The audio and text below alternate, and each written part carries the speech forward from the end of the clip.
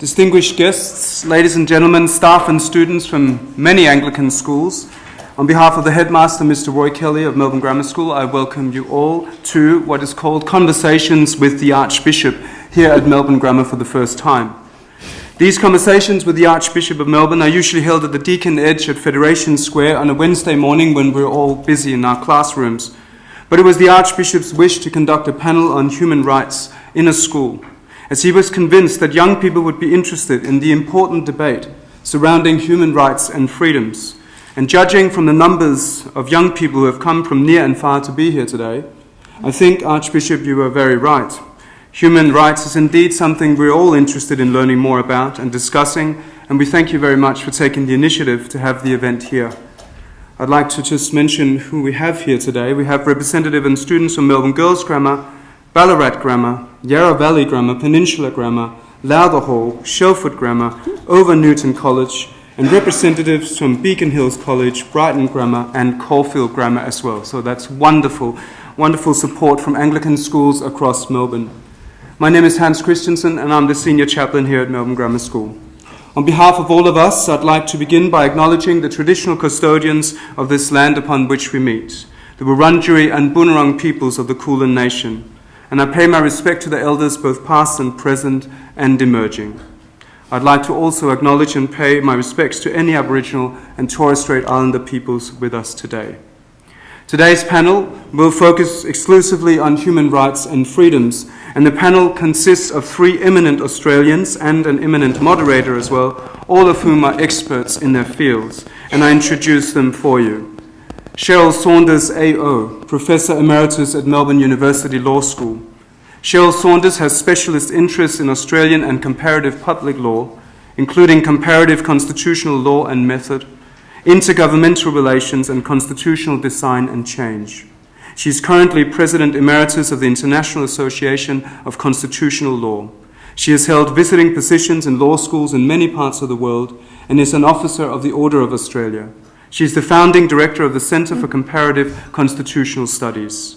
In addition to her research and teaching activities, Cheryl Saunders is active in public debate on constitutional matters in Australia and internationally. From 1991, as Deputy Chair of the Australian Constitutional Centenary Foundation, she was closely involved in its pioneering work to encourage public understanding of the Constitution. She has had some involvement in aspects of constitutional design in other countries, including Fiji, South Africa, Zimbabwe, Sri Lanka, East Timor, Iraq, and Nepal. Ed Santow, Federal Human Rights Commissioner. Edward Santow has been Human Rights Commissioner at the Australian Human Rights Commission since August 2016. Ed leads the Commission's work on detention and implementing the optional protocol to the Convention Against Torture, refugees and migration, human rights issues affecting LGBTI people, counter-terrorism and national security, technology and human rights, freedom of expression and freedom of religion. Ed's areas of expertise includes human rights, public law and discrimination law. He's a senior visiting fellow at the University of New South Wales and serves on a number of boards and committees, including the Australia Pro Bono Centre. In 2009, he was presented with an Australian Leadership Award, and in 2017, he was recognised as a young global leader by the World Economic Forum. The Anglican Archbishop of Melbourne, Dr. Philip Freier. The Most Reverend Dr. Philip Freier is an Anglican Archbishop of Melbourne and the Primate of the Australian Anglican Church. Archbishop Freier has published numerous articles both on Aboriginal history and Christian life. He is the chairman, for example, of the Brotherhood of St. Lawrence and General Synod Doctrine Commission, and he is president of numerous organisations, including Melbourne Grammar School, Anglicare Victoria, Anglican Overseas Aid, and Trinity College Council. And the moderator of our debate is John Cleary. John Cleary is a veteran ABC broadcaster and one of Australia's best-known commentators on religion. In his 30-year career with the ABC, he has worked extensively in both radio and television, but is known principally for his association with Sunday nights on ABC Local Radio and the Religion Report on ABC Radio National. John began his career in Perth, where he was one of the original Compass team on ABC and a co-presenter of the philosophy program. His 1992 book on the Salvation Army in Australia was awarded the Christian Book of the Year. I now hand over to our moderator, John Cleary. Please make our distinguished panel feel welcome.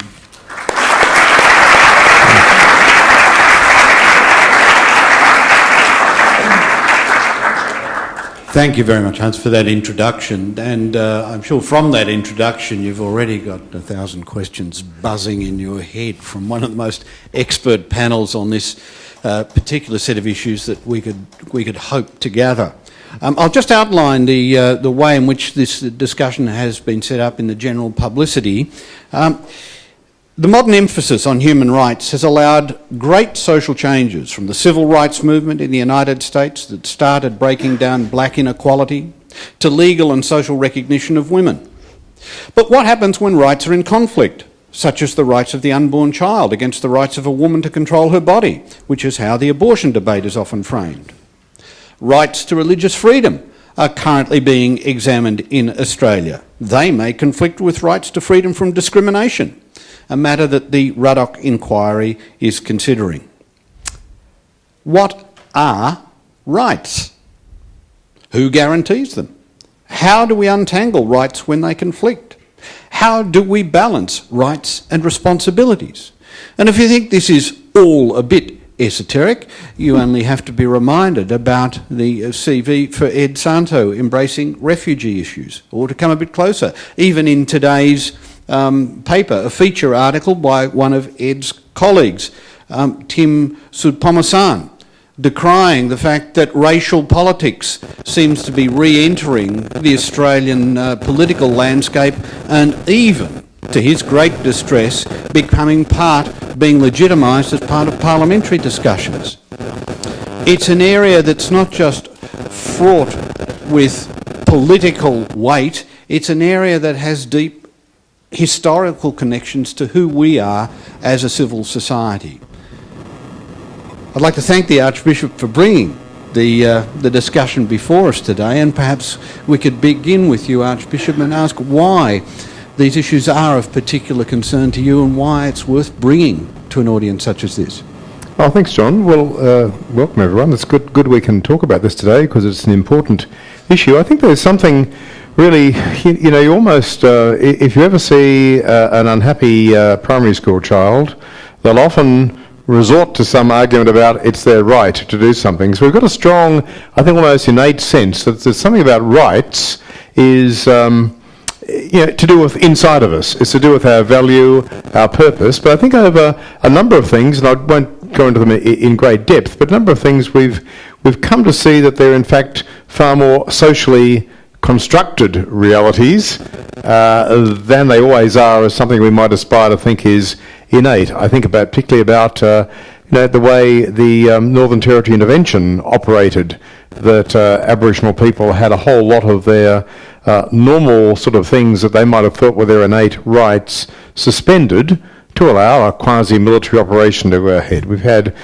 situations in Australia where people who come to this country, depending on where they might have landed in the past, different parts of our landmass were excised from to do with the normal rights people have. The way we put people in offshore detention seems to me to be equally an outcome is to deprive them of the kind of rights that normally people would have to argue a case and to consider things. The most recent development was the what became the Ruddock Committee, which we've yet to hear report, looking at what is the mix of religious freedoms that might exist after the change to the Marriage Act last year. So I think that, to me, that's the key. It's been a long time developing this question for me, but I think it has been brought to a bit of sharper focus by the discussion around the Ruddock Committee, and it'll be interesting when they report. But I think it is that difference between our natural impulse to think these are really innate, inalienable, and the fact that then we'll go on to say, well, but they're more socially constructed realities than they are something that we're prepared to hold to when there might be some cost to us holding to the inalienability of those rights. Professor Cheryl Saunders, in the context of what the Archbishop has said, You're somebody who's given much of your life to looking at these issues. What are the critical ones for you that bear on who we are as Australians today? Well, should I begin by trying to sketch the sort of the framework for rights across the world? Because you're right that the premise of this session is that we've gone through a rights revolution over the last 60, 70, 80 years, and it's left us with a fairly complicated scene, which it might be helpful for me just to try and run over at the outset. Strictly speaking, when you use the term human rights, you're talking about the rights that are inherent in us all as humans. How you identify them, how you deal with the sorts of conflicts that John was talking about, can even be the stuff of moral philosophy, not the stuff of law. And in fact, I have a very good friend, a former student of mine, who's just done a wonderful report for the World Bank on the human right to health and what the core idea of the human right to health actually involves. But the premise of this session, I think, is that very often you're not talking moral philosophy, you're talking law. And it's certainly true that in many ways rights now have a legal framework.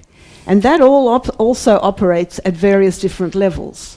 So there is quite a complex network of international law dealing with human rights, and those are the treaties with which Ed deals every day of his life, and he can elaborate on those. But there are quite a number of treaties and a very large number of rights. And then in each of the countries of the world, or almost all of the countries of the world, there are also legal protections for rights. And they operate also at different levels. Most countries have constitutional rights, and then below that you might find rights protected by statute, and then below that you might find rights protected by judge-made law. Now, as luck would have it, Australia is a particularly complicated example for us to be talking about, simply because, unusually, we don't have a constitution that says very much about rights. It has a few rights in there, but not a lot. And so when we're thinking about the rights that we might enjoy as Australians and how we can understand conflicts and limitations and so on, we are normally talking about legislation. And because we're in a federal system, that legislation operates at different levels of government. And sometimes we're talking about judge-made law or common law. And sometimes we're talking about statutes that have given effect to international law. So you might want to come back to some of these questions in question time, but just think about that sort of network of law that sustains the rights in the way that the Archbishop was referring to in his opening remarks. Now to finally come back to John's question, what's important?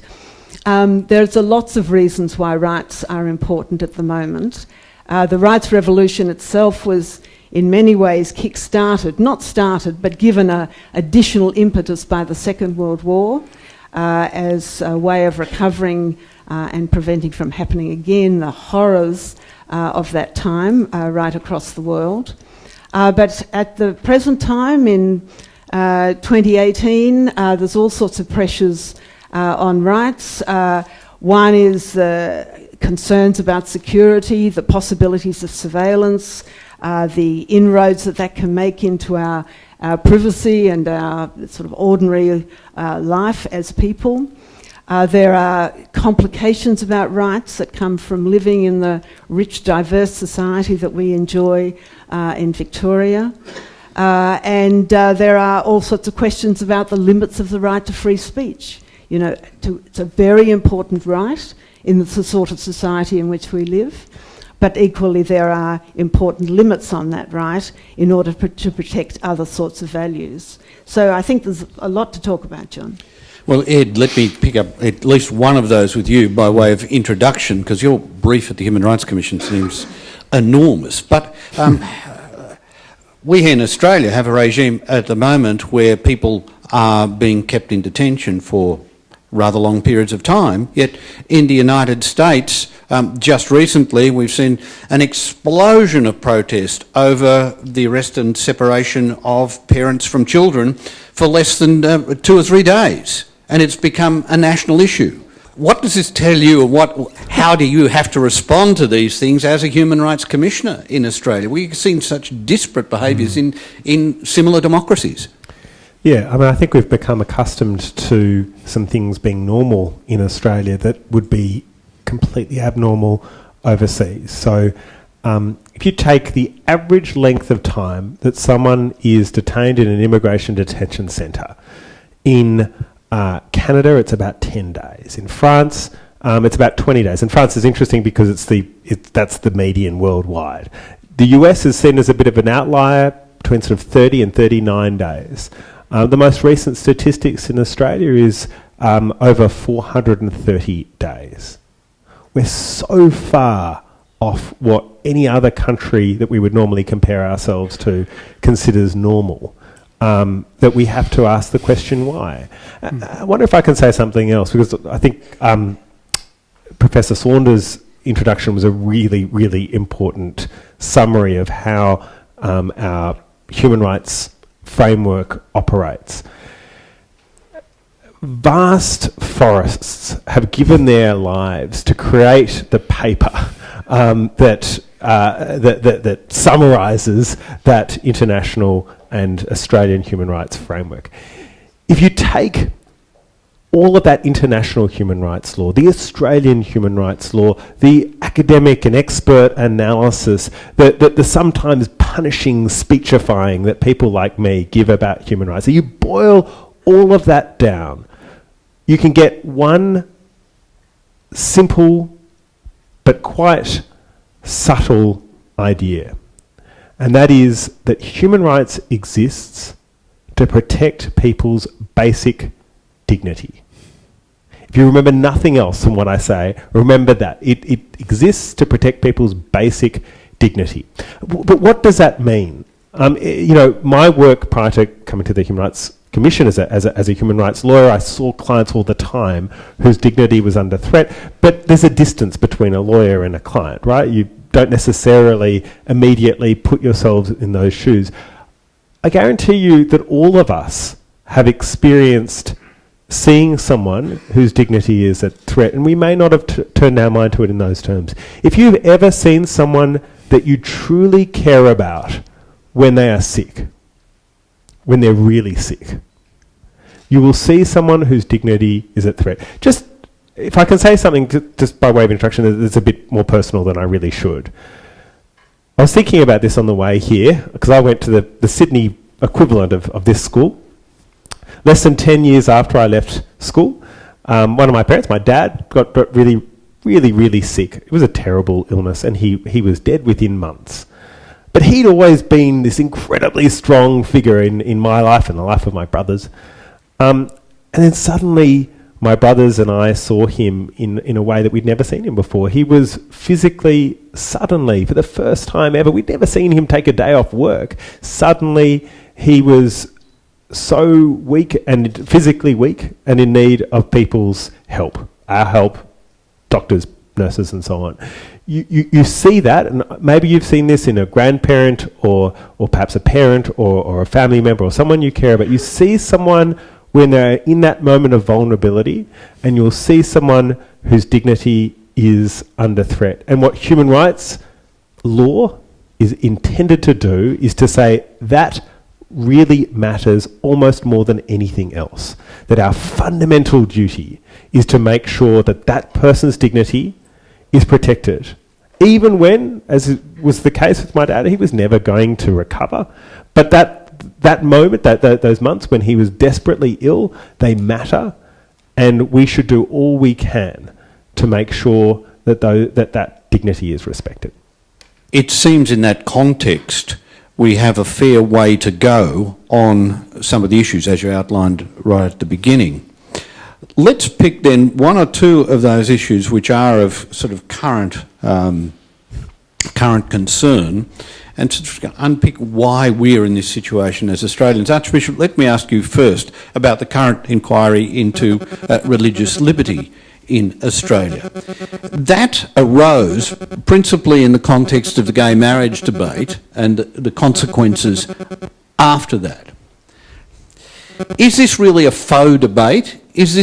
Or are there serious issues at stake? Or is this just another way to have a political debate between two extremes on the right and left of a particular issue? Well, I think on the presenting issues, I didn't see that there were a lot of rights at threat with the change of law. And I say that because I think there hasn't been the, as I've understood it, if someone is of a religious community which does not accept that people of the same gender can marry, the way we have the Marriage Act in the Federal Parliament established is that they are only authorised to conduct a marriage according to the rites and ceremonies of their particular nominating religious body. Now, if that prevails, it's hard to see that a widening of the Marriage Act actually puts that at threat.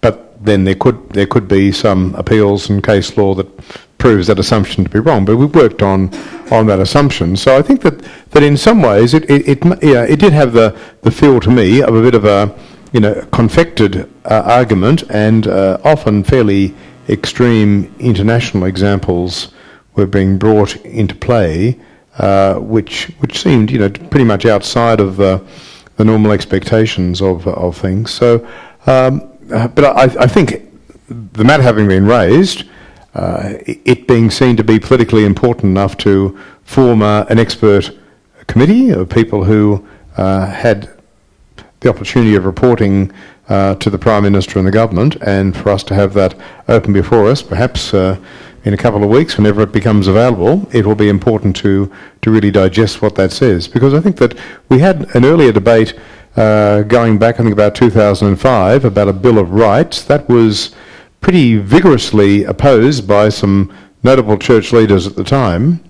And it really is a question about, what sort of a human rights infrastructure is the best for us as we go into the future to hold different rights, and because they overlap, they might potentially have different points in which they can operate, and some attenuation of those things. But I think that our whole architecture of human rights in Australia is well worth us having serious discussion about. Professor Saunders, is there anything at stake for the Ruddock inquiry here that is profoundly important for religious rights? And the Australian Constitution is very quiet on religion and that sort of thing. Well, the Australian Constitution is very quiet on human rights. It's actually got more about religion than it does have about human rights in it, as luck would have it. Look, I am with the Archbishop on this one, I think. I mean, the whole debate about gay marriage itself was a debate about rights. It was an equality right question. It was decided democratically, and the Parliament decided to change the law to go back to the framework that I identified.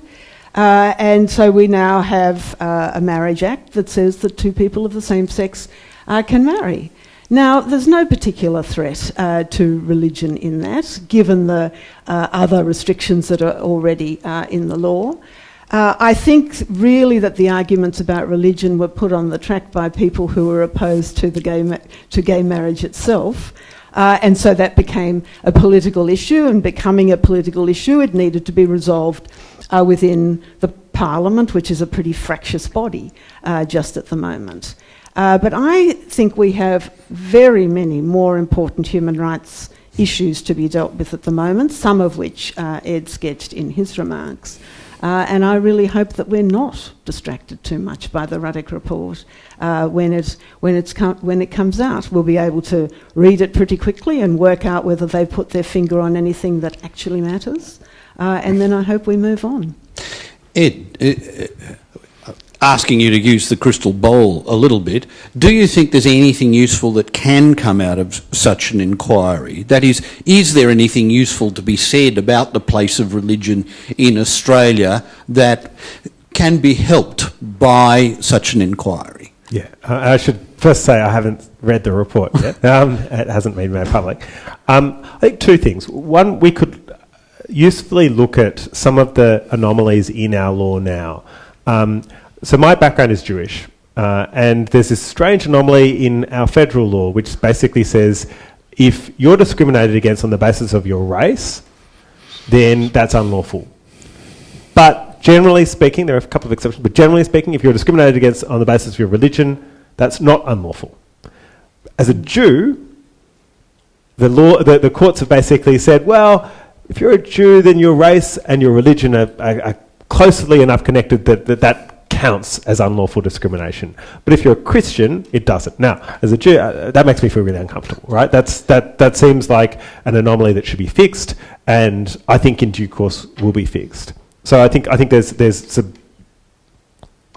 legislative cleaning up work. The second thing I think is a different one, and that is I think we need to better understand what are the true threats to people of faith in Australia, and it will depend, I think, a bit on your personal experience. I mean, we for example speak a lot to people of lots of different faiths. So if you're talking, for example, about the Muslim community in Australia, particularly if you're visibly identifiable as Muslim, then your experience might be quite different to, say, a Christian or a Jew or whatever.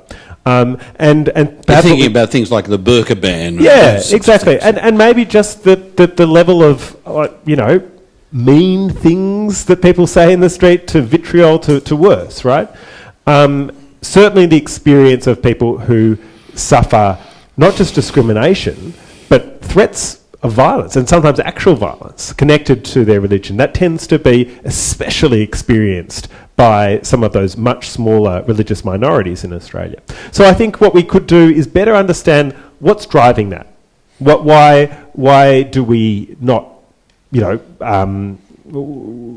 do we not have better practices in place to make sure that we can address the causes of that violence, and what can we do about it? And that may not be just about fixing the law, it could be about other things like education and so on, and dialogue. Yeah.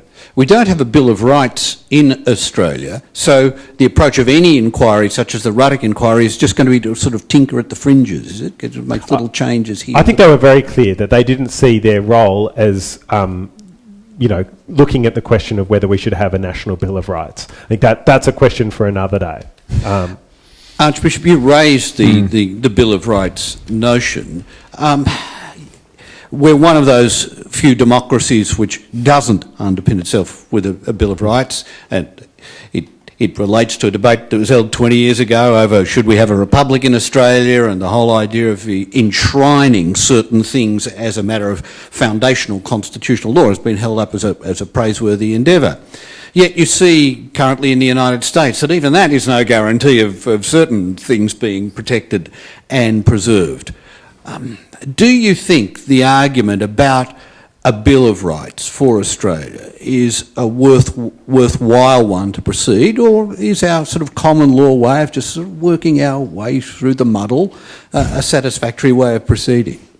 I think it's worth opening that discussion. I wouldn't think that we're necessarily at the peak of where we should be and we can never improve. And I think the opening of the whole question of a Bill of Rights, which we didn't, a lot of this stuff needs some space, which is a bit hard to see in the current political environment anyone ever is allowed to open up questions, because it's very easy for anyone to come in with a kind of a wedged position, shut something down because of something. So I think that's, it might be very difficult to get to that point, but I think it's worthwhile considering the operation of sort of societies that are like ours. I think Canada's been mentioned already, understanding how their resolution of things is different to ours. Are there things that we can learn from situations? We've really been on a very long journey. In fact, the whole history of the development of the constitutional arrangements of England, which in many ways we've inherited in Australia, goes back to the 9th century. The relationship between religious freedom as how does the law of the church sit and govern the members of the clergy and their interests compared to the law of the land? These have been centuries-long debates that help to formulate things in what's called the English Christendom. So, I take from that this is an ongoing discussion, and religious freedom. I think the freedom to hold to a religious position is a clear one. It is when you start looking at someone who will say, and from that position, these are social implications that are inherent to my freedom of belief. that's when the greater difficulty arises in arbitrating those. I don't think anyone is seriously thinking people should not be in their own life arrangements and choices free to hold whatever position they would like to hold, but it's the social implications of those things that often can, as they're elaborated, seem to conflict with other kinds of things. And I think that's always going to be a journey for us. Professor Saunders, on this whole idea of does a move towards a discussion on a Bill of Rights help us in this, in the Australian situation? Look, I've been around long enough to have seen lots of discussions about the Bill of Rights in Australia. We have every decade, couple of decades, we've had a discussion one way or another about protecting Bill of Rights in a more transparent fashion. I do think we will have that discussion again at some stage. I suspect that the political moment is not presently right. And it has a number of advantages. One is that it just brings some clarity and transparency to what rights are. You know, if you've got a Bill of Rights like the Canadians or the South Africans, a really carefully crafted, carefully negotiated instrument, it's not going to be perfect, and it's certainly not going to solve all problems.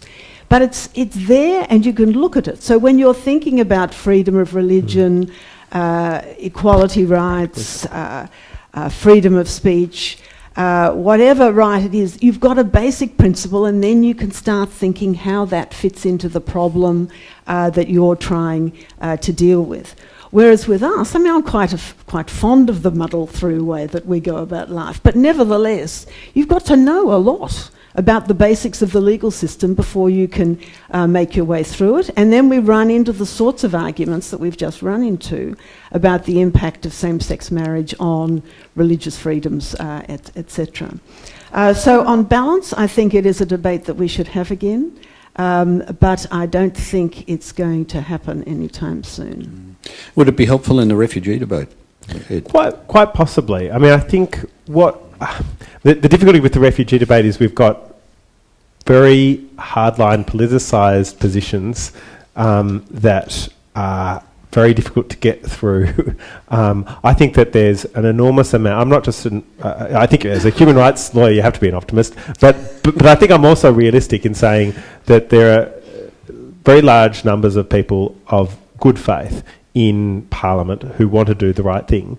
Having said that, I think we find ourselves taking a very harsh line on some issues. Can I just add to something that Professor Saunders said? What a Bill of Rights does is that it changes in a really noticeable way the relationship between us as citizens and the state. If you don't have a Bill of Rights, and literally every liberal democracy in the world has a Bill of Rights now. If you don't have a Bill of Rights, if your rights have been violated, essentially you have to go to the state as a supplicant, a bit like a beggar, and say, please protect my human rights. With a Bill of Rights, that gets turned on its head, and you're saying, I have rights. We need to have a conversation now about how to protect those rights. And if I can give you a practical illustration from Victoria, because while we don't have a national Bill of Rights, we do have a state Bill of Rights here in Victoria. There was an interesting situation involving young people about the same age as all of you. Most of you, I should say. Those of you who aren't wearing suits. The situation here in Victoria was that one of the largest groups of people who happen to have serious head injuries are people who are teenagers, right? And they're we're talking about very serious head injuries here, where you end up being, for example, paraplegic. The Victorian government made what was, in a sense, a logical conclusion, and that was they said, well, there are relatively few of these people in Victoria, but lots of people who are quite, late on in life, who need similar care. And so what we probably could do, and it might be more efficient financially, would be to put young people into aged care facilities. Young people who needed that support, that literally that sort of medical care, because of their head injury, we could put those people into aged care facilities. I don't know how all of you would feel about that, but those teenagers said, No. You know, we love our grandparents, but we don't want to be with them 24/7 or a group of people. In fact, you know, we've got different other needs, right? Like we have fun in different ways. That's not really what I want to, you know, what we want to do from time to time with our lives. So what ended up happening was a group of lawyers who represented those young people went to the Victorian government and said, we don't want to take this matter to court, but what we do want to do is we want to draw your attention to these fundamental human rights that this group of young people have, and let's work out a practical solution. And that's exactly what happened. This never went to court, but what it did do was that it forced the government to take really seriously the concerns of these young people and said, okay, well, we're not going to house them in aged care facilities. Instead, we're going to make sure that these young people have the sort of facilities that won't just deal with their medical needs, but will deal with the rest of their other needs as well.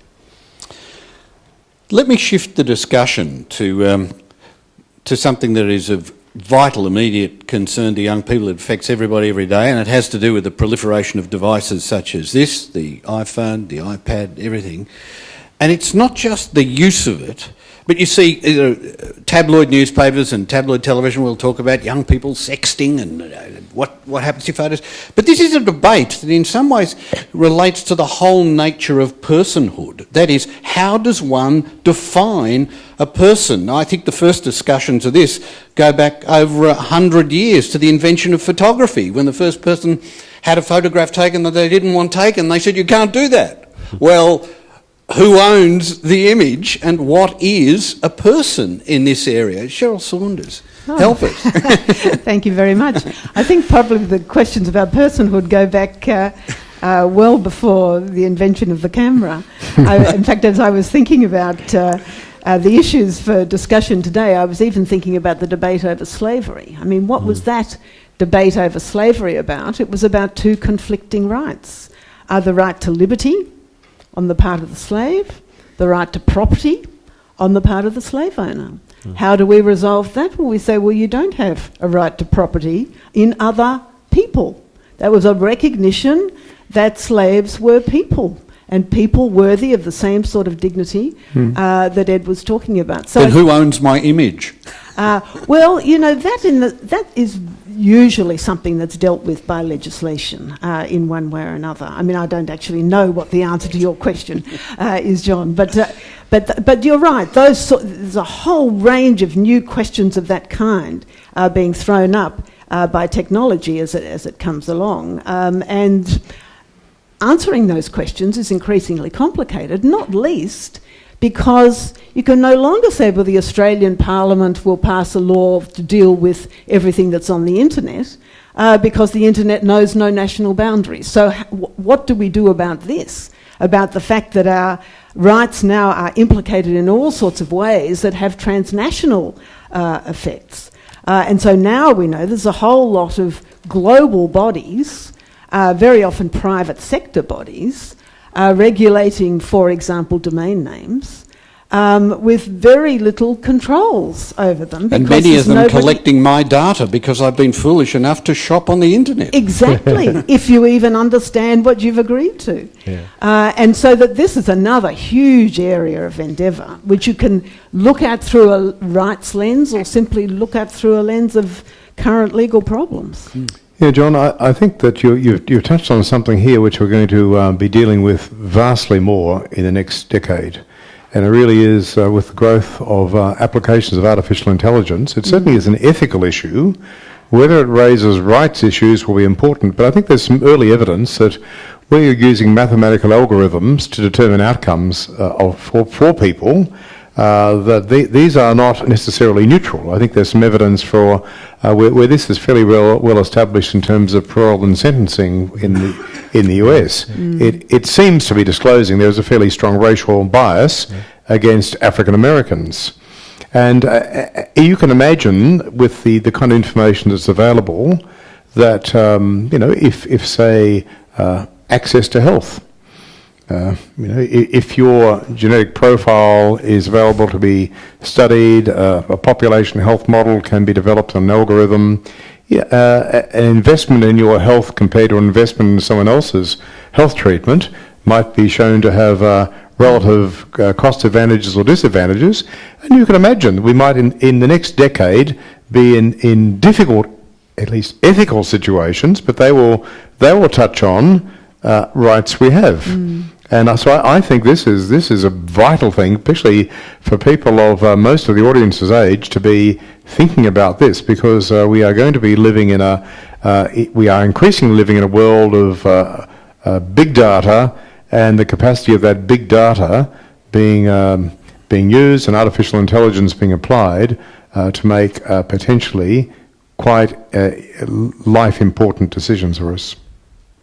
And it's a genuine conflict, because even in the news today, there's another story about access to a broad base of DNA data being able to use to narrow down specific medical treatments that could be absolutely life-saving. The foundational issues, though, about what that does to my sense of ownership of who I am is still sort of wobbly, or is getting increasingly wobbly. I think we should be able to walk and chew gum. I mean, the whole debate about the My Health Record scenario, where clearly I would say, this is a personal view, but we as a nation benefit from having a system where you've got people's medical information that every doctor in Australia can access to give you better medical treatment. There is a benefit from that. But if the privacy and other protections are inadequate, then that will threaten the entire system, which is why when I say we can walk and chew gum, we need to be able to have strong privacy protections and have a robust system that has people's personal data. But you asked an interesting question before, John, which was, who owns that hypothetical photograph? And in a sense, that's the question we've been asking up until today, so to speak. Now we're starting to ask a different question. It is, how can that photograph be used? And that's what's fundamentally changing for the reasons that the Archbishop gave. So in China, in a number of cities in China now, if you, for example, crossing the road when there's a red light, there'll be a camera, and it'll use facial recognition technology to say, it's John Smith crossing the road. There'll be a big TV screen, like a massive TV screen, that'll come up with your face and your name underneath, and it'll say, you have lost 2 social credit points. Now, in most of these cities, you start with 100 social credit points, right? If you lose enough points, then certain things you'll just no longer be able to do. You won't be able to... There were 10 million people in the last year or so who weren't allowed to catch a train or a plane in China because they didn't have a high enough social credit score. And it was for reasons like this. You can also get extra points by doing additional kind of good deeds. It's quite extraordinary. It sounds to me, this sort of thing sounds to me like an episode out of Black Mirror, which I think probably some of you have seen. But we've never had the technological capacity to do that. What's changing is that technology is changing, and we're also starting to change our laws here, even here in Australia, to enable that to take place. Now, we've touched on a number of issues, but I am aware that there's going to be a lot of questions perhaps that people have and have been storing up about particular issues. So before we move towards the audience and getting your questions, I want to ask each of our panellists if there are critical issues for them which they think just have to be at the top of the agenda. And perhaps, Professor Saunders, we'll start with you. What are your sort of top 2 or 3? Top 2 or 3 issues. Well, one of the things I was thinking about, again, as I came here today, is where we place the emphasis on exercising rights responsibly as opposed to limiting what you can do with the right. So take the concern about hate speech or speech that's used to really bring distress to people. Should we need to limit your right to free speech so that you don't engage in hate speech, or should we just assume that we're all responsible individuals who should operate in a multicultural community in a particular way. And I do think that that's a discussion that we need to have. For myself, I don't find it difficult to be responsible in those circumstances. But because people step over the line, then you run into the hate speech legislation and so on. So I think that's important. The other thing I think is very important is the thing that Ed began with at the beginning. What are we going to do about our detention regimes? They're highly complicated in Australia, not least because they're being run offshore as well. And these are questions, certainly important questions about the rights to liberty of the people affected and the rights to family and so on. But also important questions about ourselves, our own integrity, and the accountability of our representatives. And just on that hate speech question, of course, it's not just the way it was phrased 4 or 5 years ago when we had this discussion. We now see the capacity of technology, again, enhancing the capacity for hate speech, not just in the United States, which what's going on there, but we see it on our own TV screens, or we see it in the capacity of YouTube to deliver that in all sorts of ways that were unimaginable before. Making it very difficult for law to deal with it, increasing the pressure, though, for law to try to deal with it, but equally putting pressure on ourselves and the way in which we conduct ourselves. Archbishop, you're... I think anything which is tending us towards a social construction of human value compared with its innate and inherent value. So even though some things are apparently settled in the society, like assisted dying or abortion, other issues, we should remain, I think, attentive to anything that looks like it by our agreement at this point in time constructs greater value for some over others, because I think our long history in this country, especially in relation to Indigenous people, is a very salient warning of the consensus not always being the morally virtuous position. Let me ask one other question then, Ed, perhaps for you, because it goes to the basis of it. The tension that you see in most of the arguments over human rights in our society that pit the values of the community against the individual. And in some ways this goes back to the foundation of the argument about human rights coming out of the Enlightenment in the 18th century, that emphasis on the individual as a philosophical concept over against the social reality of human beings emerging as social individuals, not sort of isolated entities. And that debate is still with us. Absolutely. And they're difficult questions. I mean, I think some of the less difficult human rights issues to resolve is when the vast majority of the population is affected by something. And so generally, we all need healthcare, we all need education. So as you're all experiencing right now, you're getting education. And if you get sick in a place like Australia, you will get healthcare. So those issues are less difficult. What becomes more difficult is when you're talking about a minority group. And the thing to remember is, in one way or another, we are all minority groups.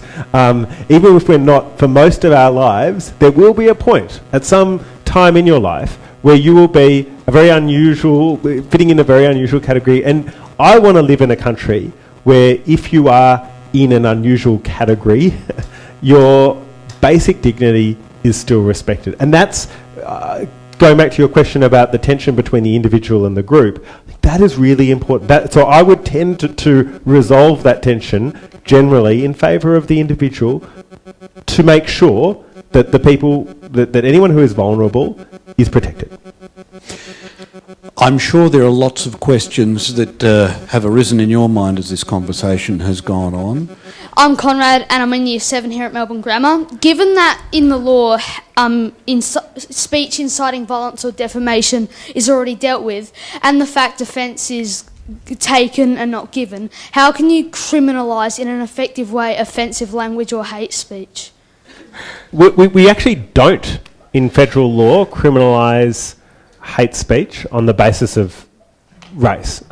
This sounds like a bit of a technical point, and it is. You're never going to go to jail for saying to someone something highly offensive on the basis of their race. We do have what's known as a civil law, right? So it's still illegal to use hate speech on the basis of someone's race, but it's not a criminal offence. So you're not going to be prosecuted by the police or anything like that. But the balance is seen to be that we don't, we allow all kinds of very intemperate language to be used, even on the basis of someone's race, but there are limits. And the limit is basically where the harm to the person being spoken about is seen to outweigh the value of that free speech. So I think that's the balance that our law strives for, and it's not an easy balance at all. And different countries strike that balance differently, but that's where Australia strikes the balance. Hi, my name's Anita, and I'm in Year 12 at Lowther Hall AGS. And recently there has been an incident in one of our detention centres where someone has died due to a lack of basic medical care. And because refugees obviously don't have a home and they don't have a country which they belong to, and as they wait for processing, it's a sad reality that they are not Australians, where does their healthcare stem for? Like, do they have that human right and access to basic care? Or does that lie within the country that they're in, like Christmas Island, or is that Australia's responsibility to ensure that they stay alive? Well, I'll have a go, and then Ed might want to come in, particularly on the Refugee Convention. I mean, this is it's a great question because it pinpoints the complexities of Australia's detention regime.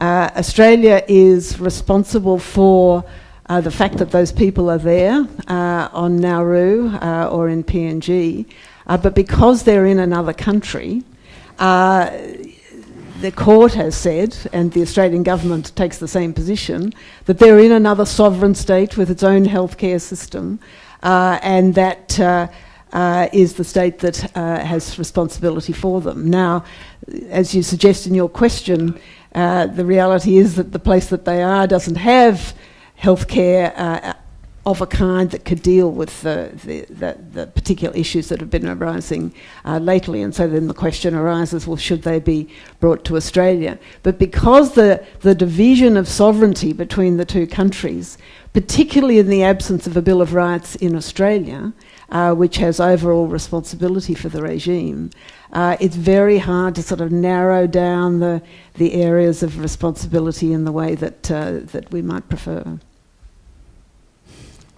I think that's absolutely right. I mean, I think generations of Human Rights Commissioner have been pretty frustrated at the situation. One thing is absolutely clear. International law requires that the basic health care of refugees and asylum seekers be respected and protected. What we've slipped into, particularly with immigration detention centres that are offshore, is a situation where you have two countries who can basically say, no, you're responsible, no, you're responsible. And we've seen that in other contexts, for example, in Guantanamo Bay as well. There should be no legal black hole. It should be absolutely clear, we would say, that Australia bears responsibility for those asylum seekers' health care. And we would much prefer that Australia takes full responsibility for the health care of those asylum seekers. Archbishop, as an extension of that question, your cathedral in Melbourne has been well known for its support of refugees, a banner out the front, right across the road from Flinders Street Station. Yet some in government only recently were proposing legislation under security law that would impede the capacity of groups such as churches and others to speak out on such issues without being sort of having their names on a registered organisation. Your response to... Yeah, look, I think there are a lot of complications, and this has been around for a while, really, especially any organisations particularly that are contracting to government, receiving government funds. Often they are increasingly, the possibility has increasingly been attained that they should not have any advocacy functions. They should be purely service delivery functions. So I think that these are questions which are probably not essentially about law, but they are about the kind of we were using the word. Edward used the word before of dignity, which is probably hard to enshrine in law, but you know if it's you know if it's there or not. And it's a bit like sort of a moral principle. You have a strong sense of this sitting well in terms of all that you know, even without going to look at laws. You have a sense this either sits well or doesn't sit well with a sense of justice. I mean, some of these things are hard, presumably, and that's why you need elaborate legal systems. But many of us get the idea.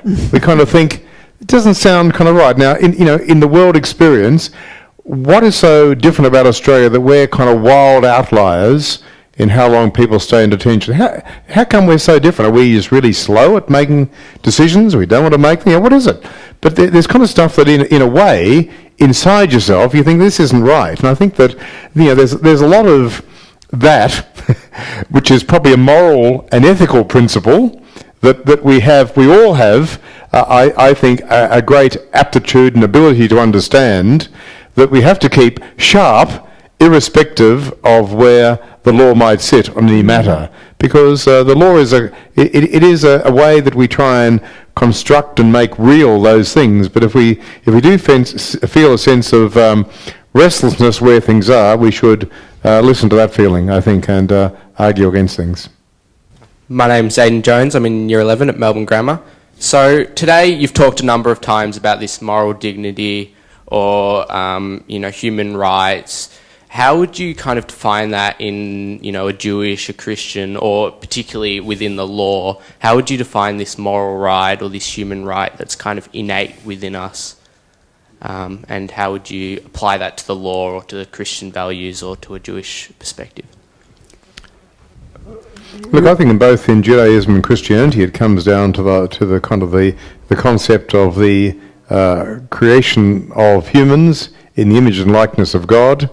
That there is something which is, part of the transcendent value that just goes beyond the society of who we are. And I think that's a very ancient principle that comes through Torah, comes through the development of those things in the New Testament, the later thinking. So I think there's a very long and a very ancient tradition which almost stems from that one concept, that there is something unique about being a human that is linked to God's creativity and is ultimately, for its value and the way we recognise that value, accountable to God. Now, that's a harder framework to argue in a secular society, but I think that's been, by and large, the architecture of much of the thinking for several millennia about how a rights structure arises out of a broadly Judeo-Christian society.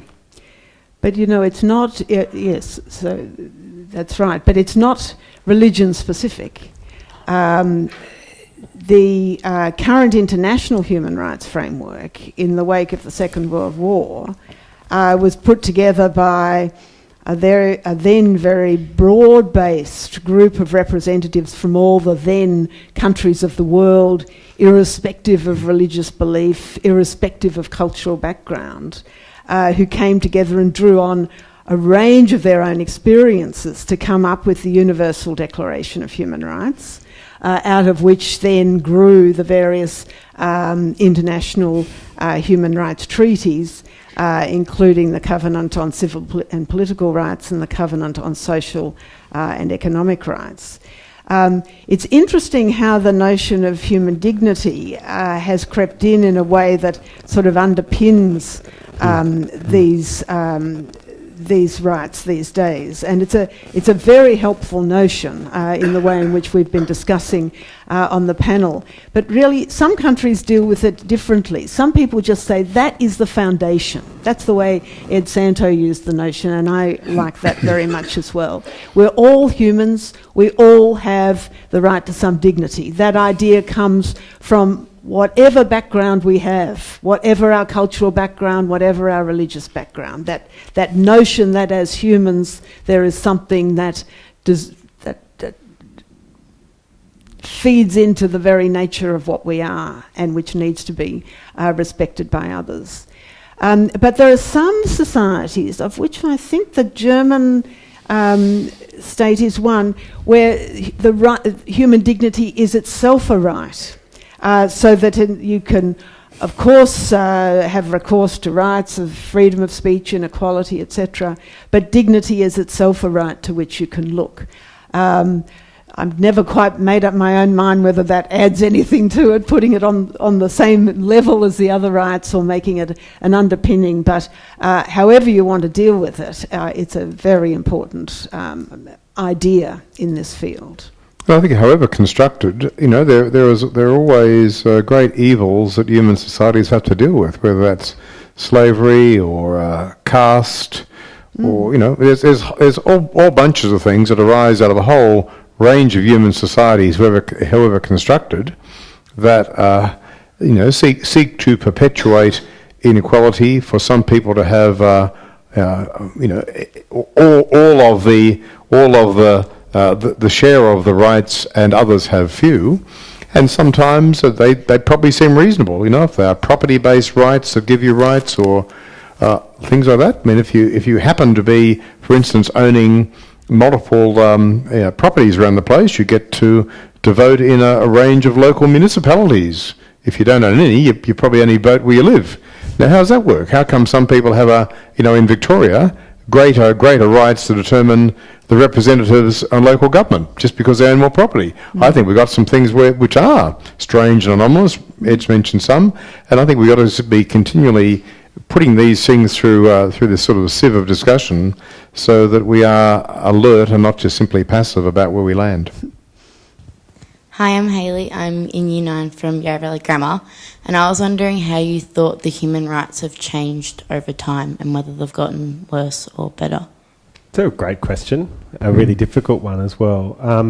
I don't, there's this expression which famous quotation which I'm about to butcher, but it's basically, over in history, history bends towards justice, essentially. So we go generally in a positive direction, but it's not a straight line either. So in some areas, I think we've made huge progress. I mean, at the end of last year, in the areas that I'm responsible for at the Human Rights Commission, we had marriage equality, which I think was a huge change. In my lifetime, I remember when I was at school, the children, the kids at my school who may have been same-sex attracted, that was something that you had to keep absolutely quiet. But I think by making that change, I think what you were saying, what Australia was saying to the whole country, is that you matter just as much, whatever your sexual orientation is. That's a really, really positive development. Also, so that's something that you couldn't miss in Australia. There were also some changes right at the end of last year that almost no one would have noticed, but kind of human rights nerds like me. Australia ratified this treaty called the Optional Protocol to the Convention Against Torture, very big mouthful. What that does is it will improve the way in which we inspect all places of detention, so immigration detention centres, prisons and so on. Dostoevsky said that a mark of civilization, of a society's civilization, is to go into its prisons. Because terrible things can happen there. But the dignity of someone in prison matters just as much as anybody else's. And that I think was a really positive development as well. So I don't want to say that there's only bad news. On the other hand, it is a deep frustration to me that, that statistic that I started with, that the average length of detention in an immigration detention centre in Australia is so much longer than almost any other country that we would compare ourselves to. So I think in some areas we probably are going backwards, or at least we're not going forwards. And that's something where we, I think, need to be constantly, not just vigilant, but active. And I think you, as the leaders of tomorrow, I think you need to make your own judgments about where we need to do better. Yeah, I tend to think that it depends a bit who you are as to how you'd answer that question. And the extent to which there's any evidence for me to say that, that's worrying, because the whole field we're talking about. It shouldn't depend on who you are as to how you'd answer the question. So look, I know just talking to, when I used to live in Darwin, I was talking up there, Aboriginal people used to tell me that depending on if they wore shoes or not, they'd be treated differently when we went to shops. Some people, women would say, what if people would just look over the counter and they'd see if I had thongs or shoes on, they'd treat me differently to if I didn't. And so now that's kind of weird to me, because you think this isn't how people should be treated. And I think it depends who you are. I mean, I think if you're unemployed, if you come from a family who's had unemployment in your parents' generation, your grandparents' generation, and you are being subject to a sort of algorithmically based debt collection for some benefits you've now spent that the government thinks you should pay back, and they're going to dock your future benefits by X, I think you probably won't think that you're being treated particularly well. I mean, if you're in a different situation, you'd probably think it's vastly different. So I think to me that's a good test. If everyone can say, look, it's all heading in the right direction, that's probably good. But to the extent to which it can ever be true that it depends who you are as to how you answer it, I think we've still got significant questions we've got to ask of ourselves. Yes, can I just make 2 points also in response to that question? One, I think it's probably true to say in Australia that over the last 20, 30 years, whatever we're talking about, legal protections of rights have expanded. The Victorian Charter of Rights and Responsibilities was put in place, for example. I worry, however, if we go only by legal protections. The legal protections need to take root. They're only useful if they actually change the way in which people deal with each other, and I think that's a much greater challenge. The other thing that I think we need to be aware of is that since the attacks on the World Trade Towers in New York on 9/11, the focus on security has ramped up across the world, and the extent to which that has eaten into rights is tremendous. There is a really interesting question whether we think we're ever going to get security back under control to a degree that politicians will be persuaded that they can relax those controls and restore the rights. And I do think that we as a community need to be vigilant about the extent to which security concerns are used to nibble away at rights by governments who are understandably concerned that they'll be lumped with responsibility for a terrorist attempt. Somehow we need to find a balance there that really works for us as a community. Hello, I'm Keely DiMartino and I'm a Year 12 at Newton Anglican Community College. And I just wanted to ask, we spoke about responsibility shifting and how we don't take full responsibility of a problem, considering the immigration, the refugee camps and stuff like that. I just wanted to know if, do you believe that our younger generation are bringing up values that can increase how we take responsibility of a problem? And that's just my question to you guys. Well, I think the younger generation has wonderful values and the ability to think clearly and call it as they see it, and that's very important. What worries me about something like the detention regime, or even about the rights regime anyway, is that it's so complicated. You have to study it for a while before you can work out what's going on, and that makes it very difficult for you to make calls about who's accountable for what. And so I really would encourage you to maintain your interest in these things and follow it as best you can. But it's also one of the reasons why I think we need to do as much as we can to make clear what the issues are, how the systems work, so that members of the community can make their own judgments on that. I think that we're all in changing societies, and I think that probably people your age are growing up in a way a more atomised society with a degree more social isolation. I don't know, like where you live, if you know the neighbours in your street. I'm pretty sure the kids don't go out in the street anymore and play cricket, or people live an increasingly private life in the area of their own control. And that kind of means that, we don't have the pushing of the growth of our empathy. We're not encountering people in all of the circumstances of life. We're not being formed to grow up in our life to naturally have empathy, to know other people's situations. Someone's having this, someone's sick, feeling a responsibility. So the changes of our society that make us live more discrete, personal, atomised lives, I think actually, just globally works harder for some of this stuff to work. Because society has been doing this for millennia just by being decent people who actually care about each other. They sometimes have tolerated abuses to people who weren't on the inside but on the outside, and I think we've done a lot to work that way. So I think it's always going to be a challenge to us, but I'm incredibly heartened by the aspiration. When I go to Anglican schools, I do that a fair bit, I find it a source of great encouragement to see people like you who actually want to live a life that is making a difference for good for the world you live in. And I feel greatly encouraged by that. That's beautifully put. It's difficult to follow that. I think, so when I was at school, didn't have a mobile phone. I don't think anybody had a mobile phone at my school.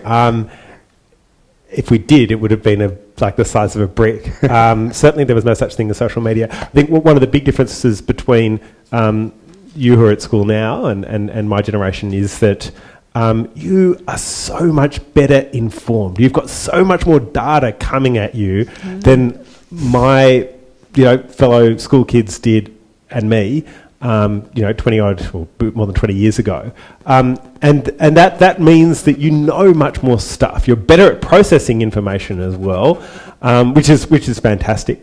And I feel like, growing up in a middle class background in Sydney, which was my experience, there was a lot of stuff that I just hadn't encountered, and I had to grow up really quickly after I left school. Whereas I think you guys tend to have a better understanding of what's going on around you, which is a wonderful thing. Which means that you probably see some of the really good things as well as some of the bad things. My advice to you is, if you see stuff you don't like, don't just accept it. Do something about it, and feel committed to it. It won't always be easy to do something about it, but I think one of the most exciting parts of my career to date, but also one of the most satisfying parts, is that that's what my job is to be a really annoying busybody. When I see something that I don't like, that I feel that someone's dignity is at threat, that's my job to do something about it. And that could be part of your job, or it could just be a part of who you are. I think that's really, really important. I think you're well equipped to do that. Well, thank you, Commissioner Ed Santow. Thank you to Professor Cheryl Saunders, and thank you very much for Archbishop Philip Freier for pulling this all together. And thank you particularly for being such an attentive and interesting and interested audience. It's been a great privilege to be here today. Thank you all.